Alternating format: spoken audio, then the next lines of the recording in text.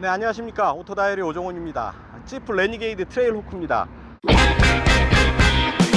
지프 브랜드에서 고성능 버전에 부착하는 배지죠. 트레일 호크 배지를 단 컴팩트 SUV 레니게이드입니다. 작지만 아주 강력한 오프로드 성능을 자랑하는 모델인데요. 이름이 재미있죠. 레니게이드. 배신자, 변절자, 도로의 이탈자, 일탈의 의미를 품은 이름부터 범상치가 않습니다. 거기에 고성능 버전에 붙는 트레일 호크 배지를 달았고요. 이 브랜드는 미국에서 생산이 되죠. 랭글러, 체로키, 컴패스 모두 미국 공장에서 생산을 하는데요. 이 차는 이태리에서 만듭니다. 바로 피아트 500X와 플랫폼을 공유를 하기 때문입니다. 차체 측면 B필러에 보시면 여기 메이드 인 이탈리라는 표시가 들어가 있습니다. 자, 이태리에서 만든 칩입니다. 레니게이드 트레일 호크 타고 출발합니다. 스티어링 휠 한번 보시죠. 하나, 둘, 2.75 회전, 2와 4분의 3 회전 합니다. 3회전이 좀 못 미치죠. 차체 길이가 짧은 작은 크기에 딱 어울리는 조향비라고 할 수 있겠습니다. 컴팩트 SUV입니다. 아주 엔트리급의 작은 소형 SUV이지만 정통 SUV입니다. 뭐 SUV라는 말도 사실은 안 어울리죠. 이 차는 찝입니다. 찝이라는 그 자체에 SUV를 능가하는 그 정통성을 가지고 있습니다. 찝의 브랜드가 그만큼 오래됐고 어떤 그 전통과 권위 혹은 아메리칸 SUV의 한 축으로 자리 잡고 있는 브랜드죠. 이 차는 지프 레니게이드의 특별한 버전 트레일 호크입니다. 아주 오프로드에 좀 더 가깝게 다가설 수 있는 강력한 구동력을 발휘할 수 있는 그런 차죠. 그런 특별한 차다라는 의미를 담아서 몇 곳에 빨간색 포인트를 두고 있습니다. 좌우측 송풍구, 그리고 기어박스 주변, 컵홀더 이런 부분에 세련된 빨간 컬러로 포인트를 줘서 이 차가 뭔가 특별한 차다라는 것을 얘기하고 있습니다. 차의 특별한 부분이 바로 지형 반응 시스템, 테리언 셀렉터 지형 설정 시스템입니다. 구동 방식을 선택할 수 있는 거고요. 도로 상태에 따라서 레버를 선택을 하면 거기에 맞게 구동력을 발휘를 합니다. 그리고 힐 디센트, 내리막길 정속주행 장치죠. 그리고 4WD 락, 구동 방식을 딱 고정시켜서 험지 탈출을 용이하게 해주는 그런 기능입니다. 그리고 스노우, 샌드, 머드 락 도로 상태에 따라서 선택을 하면 되고요. 육각 렌치가 하나 준비되어 있습니다. 이게 뜬금없이 이게 여기 있을까 하고 봤더니 이게 지붕을 여는 장치입니다. 딱딱 돌리면 제끼면서 지붕을 열 수가 있습니다. 열 수가 있고요. 그리고 이렇게 닫을 수 있고요. 지붕을 앞, 뒤로 다 열 수가 있습니다. 그래서 오픈카는 아니지만 오픈 에어링, 지붕을 열고 달리는 그런 즐거움도 맛볼 수 있는 거죠. 컴팩트 SUV지만 요모 좀 아기자기한 재미를 가지고 있는 차다라고 얘기할 수 있겠네요. 센터페시아에는 작은 모니터가 배치되어 있고요. 신스 1941 지프 브랜드가 탄생한 해를 새겨놓고 있죠. 어떤 역사와 전통의 자부심을 갖고 있는 브랜드입니다. 그리고 스티어링 휠에는 크루즈 컨트롤 기능이 되어 있고요. 어댑티브 크루즈 컨트롤은 아닙니다. 레인 키핑 어시스트도 없고요. 기본적인 기능만 수행하는 크루즈 컨트롤이 들어가 있습니다. 아주 첨단을 달리는 그런 차가 아니죠. 좀 거친, 때로는 부상도 각오해야 되는 그런 정통 오프로더입니다. 세밀하고 디테일한 전자장비보다는 운전자 스스로가 그런 그 느낌을 안고 가는 좀 더 클래식한 혹은 매뉴얼한 그런 차로 이 차를 이해한다고 한다면 그런 전자장비들이 조금 없고 빠지고 생략되어 있는 부분들 크게 탓하거나 나무랄 일은 아닌 듯 합니다. 조수석에 비밀의 공간이 하나 숨겨져 있습니다. 시트를 딱 엉덩이 부분을 들어 올리면 엉덩이 아랫부분에 핸드백 혹은 신발 정도 담아 놓을 수 있는 숨겨진 공간이 있는데요. 재미있습니다. 로기어의 기어비가 20대 1에 달합니다. 극단적으로 낮은 기어비를 통해서 아주 강한 힘을 끌어낼 수 있는 거죠. 차체의 구조도 오프로드에 최적화되도록 오프로드를 달리기에 딱 좋게 이제 만들어졌습니다. 일단 최저지상고가 210mm죠. 최저지상고가 150, 160mm 정도인 SUV들도 많이 있는데요. 이 차는 오프로드용으로 딱 설정을 하고 만들었습니다. 오프로드를 달리다 보면 앞에 범퍼가 닿는다든지 배가 닿는다든지 아니면 뒤가 닿는다든지 이런 경우들이 많이 있는데요. 진입각이 30도, 이탈각이 34도입니다. 어지간한 경사나 장애물도 충분히 피해 갈 수 있는 그런 구조를 갖춘 거죠. 자, 미군의 군용 차를 테스트하는 기관이 있습니다. 그 기관에서 아주 극한적인 상황에서 테스트하는 모든 과정을 통과를 했다고 하네요. 그래서 이제 트레일호크 배지를 받을 수 있었던 겁니다. 자, 보기에는 작지만 작고 왜소해 보이는 그런 체격을 가졌지만 아주 그 안에 엄청난 성능을 가진 오프로드, 정통 오프로드입니다. 고성능 SUV라고 하는데요. 여기서 말하는 고성능은 이 차의 최고 출력 170마력. 그렇게 큰 힘이 아니죠. 고성능이라고 하기에는 고만고만한 그저 그런 출력일 텐데요. 지프에서 말하는 고성능은 그런 엔진의 출력, 토크 이런 부분을 말하는 게 아니라 오프로드를 치고 나갈 수 있는 오프로드에서의 고성능을 말합니다. 의미가 다르다라는 얘기죠. 뒷좌석입니다. 제가 앉았던 그대로 운전석 시트를 뒀고요. 그 상태 그대로 뒤로 와서 앉았습니다. 똑바로 앉으니까 이런 자세가 되는데요. 무릎 앞으로 주먹 하나 여유 있게 들어갑니다. 이렇게 다리를 꼬고 앉아도 약간의 공간이 남아 있고요. 등받이에 몸을 기대고 앉으면 이렇게 앞뒤로 몸을 적당히 지지하면서 편한 자세를 취할 수 있겠습니다.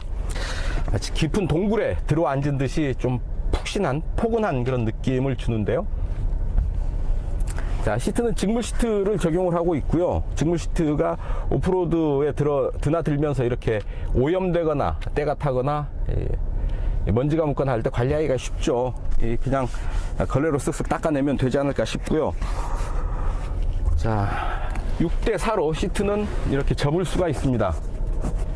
접어서 트렁크 공간을 더 넓게 쓸 수도 있고요. 하지만 암레스트는 따로 마련되어 있지 않고 앞좌석 센터 콘솔 뒤로 230V 전원을 쓸 수 있는 전원구가 배치되어 있습니다. 그래서 오토 캠핑을 하거나 야외에서 급하게 가정용 전원이 필요할 때는 아주 유용하게 쓸 수 있지 않을까 싶습니다. 자, 뒷창은 완전히 열리고요. 그리고 원터치로 올라가지는 않습니다. 끝까지 올라갈 때까지 손으로 조절을 해줘야 됩니다. 두 개의 스피커 들어와 있는데요. 역시 빨간 컬러로 아주 포인트를 딱 주고 있어서 시각적인 효과가 좀 있어 보입니다. 자, 이제 다시 운전석으로 건너가서 이제 본격적인 드라이빙을 시작하겠습니다. 자, 엔진 소리가 우람하죠. 우렁우렁. 낮은 속도에서부터 디젤 엔진 특유의 그런 엔진 사운드를 들을 수 있습니다. 2.0 디젤 엔진의 9단 변속기 조합입니다. 170마력의 힘을 내고요. 그 힘을 9단 변속기가 조율을 해내면서 힘과 효율을 아주 최적화시켜서 구현해냅니다. 9단 변속기는 현재 시중에서 팔리는 양산차에서 적용되는 최고 단수죠. 가장 높은 단수의 변속기입니다. 자, 차체 길이가 4255mm. 짧죠. 큰 차가 아닙니다. 컴팩트 SUV인데요. 차체 길이가 짧으면 물론 휠베이스에도 영향을 받겠습니다만 앞뒤 방향에 피칭에 좀 약한 그런 면을 보입니다. 아무래도 휠베이스가 짧기 때문에 피칭, 앞뒤 방향의 이런 움직임에 차체가 좀 더 크게 반응을 할 수밖에 없는 거죠. 포장도로에서도 노면에 굴곡을 탈 때, 그리고 과속 방지턱이나 이런 충격을 넘을 때 반응이 과하다는 느낌을 받을 때가 있습니다. 그런 차체의 특성 때문에 기인하는 현상인데요. 작은 차를 타는 만큼 받아들일 수밖에 없는, 받아들여야 하는 그런 부분인 것 같습니다. 시속 80, 85 정도의 속도인데요. 노면의 굴곡에 따라서 약간의 흔들림 전해져 오고요. 아무래도 차체의 단면이 넓죠. 공기와 접촉하는 면이 넓은, 게다가 지상고도 높은 그런 SUV입니다. 바람 소리가 클 수밖에 없죠. 지금 90km 정도의 속도인데 바람 소리가 잔잔하게 깔리면서 들립니다. 크루즈 컨트롤은 차간거리 조절은 되지 않는 가장 기본적인 형태의 크루즈 컨트롤입니다.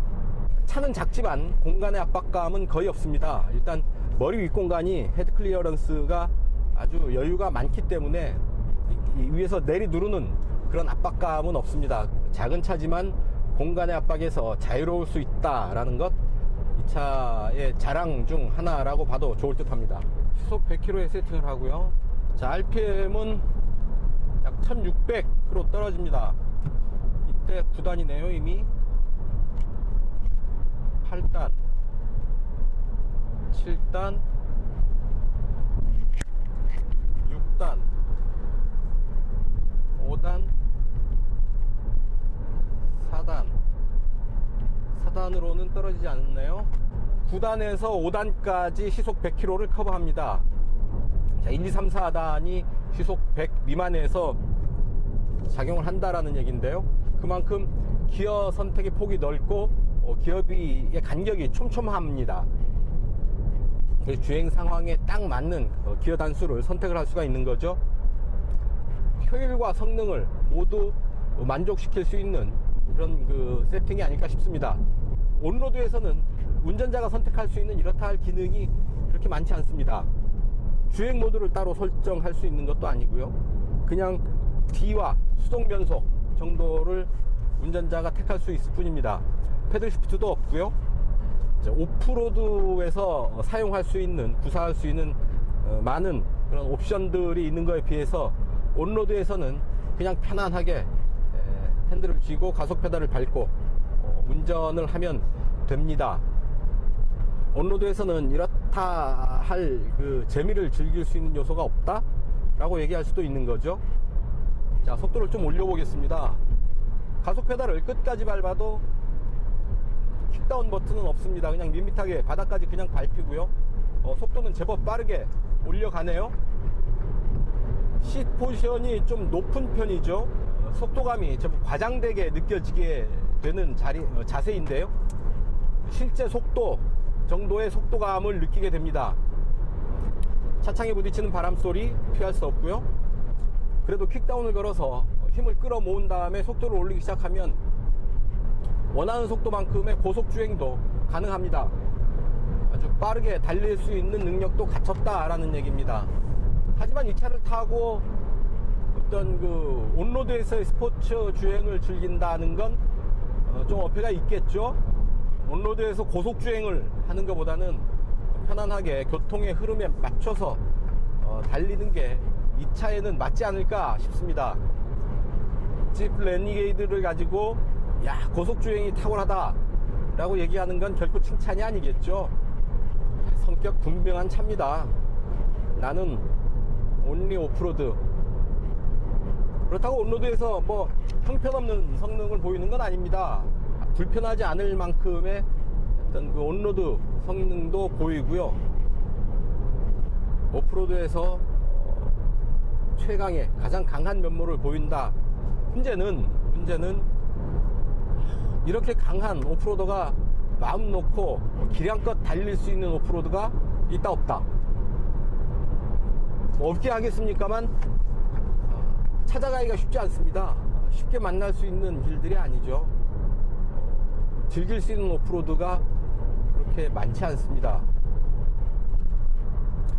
차는 좋은데 달릴 길이 없다 라는 게 문제라면 문제겠습니다. 자, 2.0L의 디젤 터보 엔진은 상당히 차분하게 반응을 하면서 차를 다루고 있고요. 자, 이게 지붕판이 유리가 아니어서 선루프가 없구나 하시겠지만 레버를 딱 제끼면 이제 뒤로 넘어갑니다. 이렇게 유리가 아니지만 선루프의 기능을 가지고 있다라는 얘기입니다. 상당히 요모조모 아기자기 재미있는 기능들을 많이 가지고 있는 그런 차입니다. 자, 이 차 램프에, 리어 램프에 X 표시가 있죠. 어디서 많이 본 듯한 이미지, 그런 느낌을 받게 됩니다. 옛날에 찝에는 그 보조 연료 탱크가 있었죠. 뒤편에 연료 탱크를 보조로 하나 더 달고 다녔습니다. 오프로드에 들어서서 유사시에 연료가 떨어졌을 때 보충할 수 있는 그런 연료통인데요. 그 연료통에 X 표시가 있었죠. 바로 거기에서 따온 그런 이미지입니다. 요소요소의 어떤 그 지프의 역사와 전통을 상징하는 그런 그 부분들을 많이 심어 넣은 셈이죠. 실내가 그렇게 조용한 편은 아니지만 시끄럽지도 않습니다. 지금 100km, 110km 정도의 속도인데요. 약간의 바람 소리가 들리는 것을 제외한다면 의외로 노면 잡소리는 그렇게 크게 들리는 것 같지 않고요. 엔진 소리도 그렇게 거칠게 들리지 않습니다. 잔잔하게 깔려서 들리다가 가속 페달을 좀 깊게 밟으면 이런 정도로 소리가 살아오고요. 하지만 귀를 거슬리게 들리지는 않는 그런 소리들입니다. 이 차의 공차 중량 1630kg입니다. 연비는 11.6km고요 3등급입니다 2.6 디젤 엔진 치고는 아주 약간 조금은 아쉬움을 주는 그런 연비죠. 1630kg이라는 공차 중량, 게다가 연비에 영향을 미치는 사륜구동 시스템 등을 감안하면 조금 아쉽지만 받아들일 만한 연비다 라고 생각을 합니다. 사륜구동이 연비에는 그렇게 썩 좋지는 않은 거 아시죠? 사륜구동 시스템 자체의 무게가 더해지는 데다가 동력이 전달되는 과정에서 손실되는 힘, 즉 연료의 손실로 이어지겠죠. 그런 부분들이. 그래서 동력 전달 과정에서의 손실, 이런 부분들이 연비에는 악영향을 끼치게 됩니다.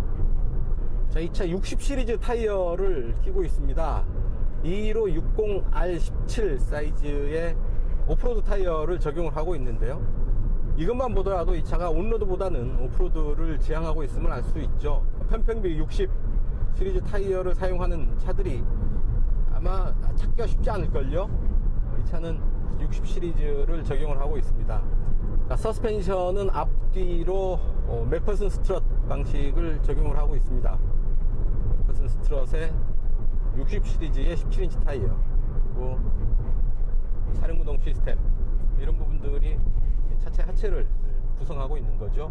레니게이드가 정통이다, 정통 SUV다 라고 얘기할 수 있는 건 로우 기어가 있기 때문이 아닐까 라고 저는 생각을 합니다. 사륜구동 시스템을 로우 모드까지 활용을 할 수 있다라는 것, 어지간한 SUV에서는 사실 찾기 힘든 장치죠. 이 차에는 있습니다. 사륜구동 시스템이지만 평소에 일반적인 그런 주행을 할 때는 앞바퀴 굴림 방식으로 구동을 합니다. 앞바퀴가 구르는 거죠. 구동력에 이상이 있을 때, 앞바퀴 어느 한쪽 구동력을 잃을 때, 혹은 코너에서 미끄러운 길을 갈 때 순간적으로 차가 판단을 해서 사륜구동 시스템으로 즉시 전환을 합니다. 그래서 운전자는 굳이 이게 앞바퀴 굴림인지 지금 사륜구동인지 신경 쓰지 않고 그냥 평소대로 운전을 하면 됩니다. 구동 방식의 변화는 차가 스스로 판단을 한다라는 얘기죠. 자, 시멘트 도로여서 그 소리가 좀 더 크게 실내로 들어오는데요. 음성인식 명령을 이해를 할까요? FM 93.9 93.9 FM의 채널을 맞춥니다. 어느 시까지 기분 좋은 여행 에너지가 가득할 거예요. 지금 시멘트 도로 위에서 그렇게 조용하지 않은 환경에서도 음성 명령을 정확하게 인식하는 것을 확인할 수 있었습니다. 일부 수입차에서는 음성 명령을 영어 기반으로 해서 운전자를 좀 당황시키는 경우들이 있죠. 정확하게 한글화 되어 있는 유저 인터페이스 마음에 듭니다. 우리는 미국 차니까 그냥 영어로 해, 미국 스타일대로 해 라고 하는 건 한국 소비자들에 대한 예의는 아니죠. 우리는 미국 차지만 여기는 한국이니까 한국어가 가능해야 되고, 한국 소비자들이 불편하지 않도록 이런 편의 장비들을 사용할 수 있게 해줘야 된다. 그게 맞는 자세겠죠. 그런 면에서 FCA, 피아트 크라이슬러 코리아 피아트 크라이슬러 참 바람직한 자세가 아닌가 싶습니다. 엔진 스톱이 일어나야 되는데요. 아침 저녁으로는 서늘할 때는 일어납니다만 오늘 낮에 워낙 날씨가 더워서 에어컨도 켜 있고 그래서 주행 상황이 이렇게 썩 좋지 않습니다. 지금 실내 온도가 34도군요. 에어컨 틀었죠. 엔진 스탑이 쉽게 일어날 수가 없는 그런 상황입니다. 하지만 엔진 스탑 시스템이 있어서 대체로 엔진 스탑이 일어나야 될 조건이 맞는 상황에서는 어김없이 정확하게 엔진 스탑이 일어납니다. 이 차 참 오프로드, 최강의 오프로드 좋습니다. 좋은데 갈 데가 없네. 오프로드가 없어요. 차를 어디 가서 탈 거냔 말이에요. 자기의 생활 환경이 이제 뭐 농장을 한다거나 오토캠핑을 자주 간다거나 산속으로 오프로드로 자주 갈 일이 있으신 분이라고 한다면, 그리고 그 길이 간혹 아주 험한 길이 있는 곳을 가야 한다면 레니게이드 트레일호크 딱 좋은 차가 아닌가 싶습니다. 가장 수입차 시장에서 가장 저렴하게 살 수 있는 정통 SUV가 아닐까 싶은데요. 이 차의 판매 가격 4,140만원입니다. 조금 가격이 높은 감도 없잖아 있죠. 이 컴팩트 SUV인데 4천만원이 넘는다 라는 점에서 부담감을 혹은 거부감을 가질 만도 합니다만, 로우 기어를 갖춘 정통 SUV, 게다가 험로에서 절대 물러서지 않는 고성능을 갖춘 정통 SUV를 4천만원대 4,140만원에 살 수 있다. 트레일호크 배지를 붙은 차를 이 가격에 살 수 있다. 뭐 그렇게 나쁘지 않은 제안인 것 같습니다. 내 주행 상황이, 나의 주행 환경이 이런 오프로더를 필요로 한다면 저 같으면 충분히 한번 욕심내 보지 않을까 하는 생각이 드네요. 네, 지금까지 온로드 시승을 했고요. 잠시 후에 오프로드로 시승을 이어가도록 하죠.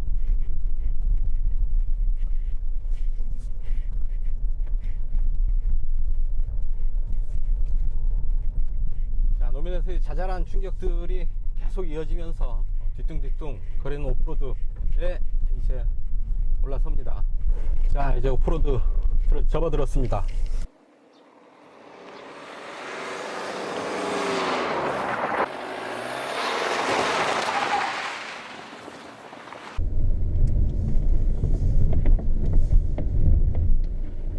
자, 주변 상태가 바짝 말라 있어서 그렇게 미끌거리지는 않습니다. 대신에 자갈들이 계속 이어져서 오돌투돌 자잘한 충격이 계속 이어지는데요. 그런 충격을 계속 받으면서 이동을 하게 됩니다. 뭐 사실 이 정도 길은 아무것도 아니죠. 포장만 안 돼 있다 뿐이지 레니게이드 트레일호크 이 차에는 거의 뭐 포장도로나 다름없는 그런 길이 되겠습니다. 수풀이 좌우로 꽉 채우고 있고요. 겨우 길 하나 가운데 뚫려 있습니다. 이런 길을 달리는 맛 느껴본 사람들만 공감할 수 있는 부분이죠.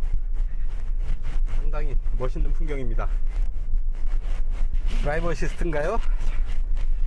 스스로 조절하는 건 아니죠. 노면도 굴곡을 따라서 핸들이 요동을 치고 있습니다. 처음에 휴가철에 여기저기 이제 휴가들 많이 가시겠습니다만, 이런 SUV, 정통 SUV 타고 대자연의 품으로 깊숙하게 들어가 보는 것도 좋지 않을까 싶습니다. 자, 노면의 자잘한 충격들 잘 커버하면서 나가고 있고요. 편안합니다. 자, 진창길, 비가 온 뒤에 진창길이었다면 어땠을까 하는 생각도 드네요. 좀 더 재미있었을 텐데 말이죠. 어쨌든 뭐 아쉬운 대로 이 정도의 오프로드를 이동을 하면서 이 차의 참맛에 약 100분의 1 정도 느껴봤습니다. 이거보다 좀 더 험한, 아주 험한 길도 이 차는 움직일 수 있을 겁니다. 그런 길을 찾기가 사실은 쉽지가 않네요. 노면의 굴곡을 타고 오르락 내리락 덜컹덜컹 움직입니다. 자, 지상고가 210mm죠. 그래서 노면에 어지간한 장애물들은 그냥 바퀴 사이로 피해서 갈 수 있고, 정 뭐 하면 그냥 바퀴를 그 위로 밟고 올라갈 수도 있습니다. 아이고, 여기 약간 바닥이 젖었습니다. 어디서 물이 흘러내리나요? 자, 바닥이 젖은 길인데요. 자, 미끄러운 구덩이 길을 뭐 거뜬하게 타고 넘어갔습니다.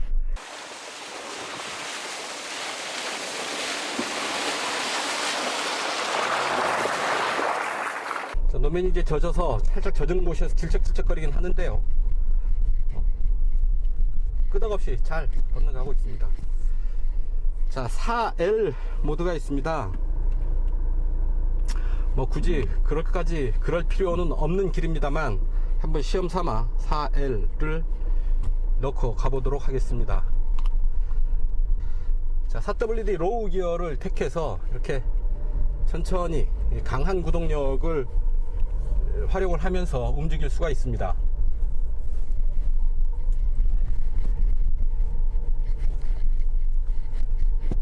가속 페달에서 발을 툭 떼면 강한 엔진 브레이크 느낌이 나고요, 타이어가 노면을 꽉 붙들고 움직이는 그런 느낌이 전해져 옵니다.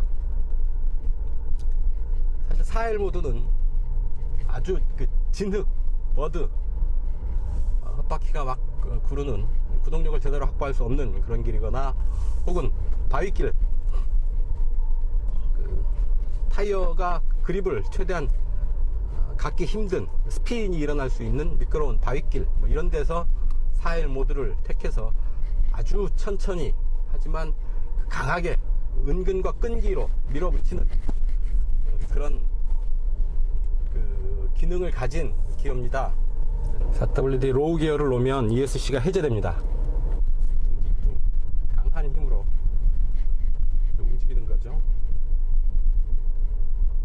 가속 페달에 아주 예민한 그런 반응을 보이죠. 툭, 툭, 툭, 툭, 툭. 그렇습니다. 사면주행도 이렇게 가능하고요.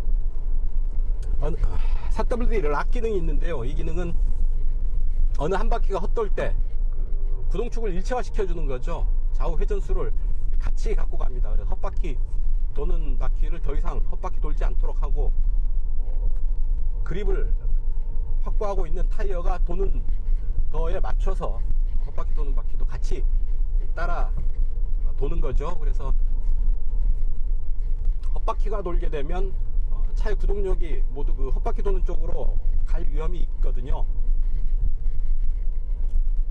그래서 구동력을 살려서 차의 어떤 그 엔진의 힘이 헛되게 쓰지 않도록 4WD 락을 시키면 구동력이 살아있는 쪽으로 엔진의 힘이 전달이 됩니다. 그래서 4WD를 좀 더 효율적으로 사용할 수 있게 되는 거죠. 자, 그래서 4WD 로우와 락을 함께 사용을 하면 어지간한 험로는 탈출을 할 수 있게 됩니다. 험로라는 게 정도의 차이가 있고요, 아주 극한적인 험로라고 한다면 자력 탈출이 불가능한 경우도 있죠. 그래서 오프로드에서는 반드시 그룹 주행하는 것을 권하고요, 윈치나 견인바를 반드시 갖추고 이동을 할 것을 권합니다. 유사시를 항상 대비해야 된다라는 얘기죠.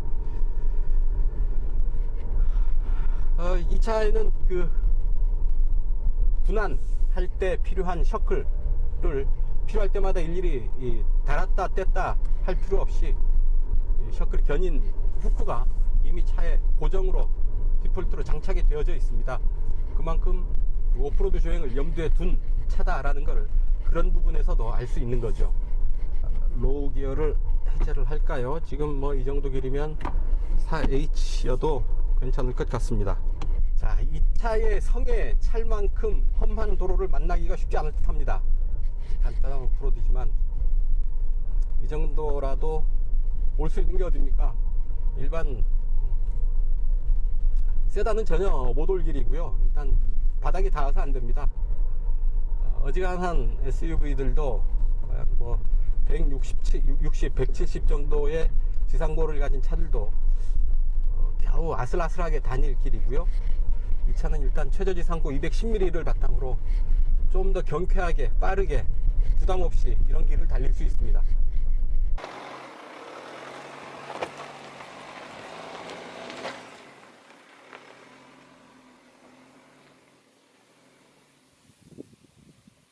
단도직입입니다. A필러가 너무 두껍습니다. 거의 이 정도 제 손에 한 뼘에 다 들어오는 두께인데요. 너무 두꺼워서 좌우 회전할 때 약간의 사각지대가 발생합니다. 물론 전혀 안 보이는 건 아니죠. A필러 뒤로 쪽창도 조그맣게 만들어 놓고 해서요. 몸을 잠깐 움직이면 그런 시야를 확보할 수는 있지만 어쨌든 두꺼운 A필러가 회전할 때 시야를 어느 정도 가로막는 건 사실입니다. 불편합니다. 네, 지금까지 레니게이드 트레일러크 탔습니다. 온로드에서 오프로드에서 아주 도로에 지지 않는 그런 모습을 보여줬는데요. 생활 속의 불편함을 즐길 수 있는 오너들에게 딱 좋은 차가 아닐까 싶습니다. 온로드에서 조금 불편합니다. 조금 더 튀는 것 같기도 하고요. 차체의 높이가 높아서 고속에서는 약간의 흔들림 피할 수 없습니다. 하지만 오프로드에서 아주 강한 면모를 보여줬는데요. 이 차의 성능을 제대로 충족시켜 줄 만큼 거친 오프로드를 만나기가 쉽지 않은 게 유감입니다. 자, 생활 속의 불편함, 이를테면 거친 자연 속에 들어가서 어떤 캠핑을 하고 혹은 차의 어떤 전자장비에 의지하지 않고 내 스스로 이 차를 다 운전하면서 느끼는 즐거움, 그런 불편함이 오히려 큰 즐거움으로 느껴지는 분들이 이 차에 맞지 않을까 싶습니다. 강한 컬러, 강한 아이덴티티, 남과는 다른 나만의 생활, 그리고 나만의 카라이프, 대자연의 품 안에서 뭔가 남다른 삶을 추구하는 그런 분들이라면 레니게이드 트레일호크 아주 좋은 파트너가 되지 않을까 싶습니다. 오늘 시승은 여기서 마치겠습니다. 지금까지 저는 오토다이어리 오종훈이었습니다. 감사합니다.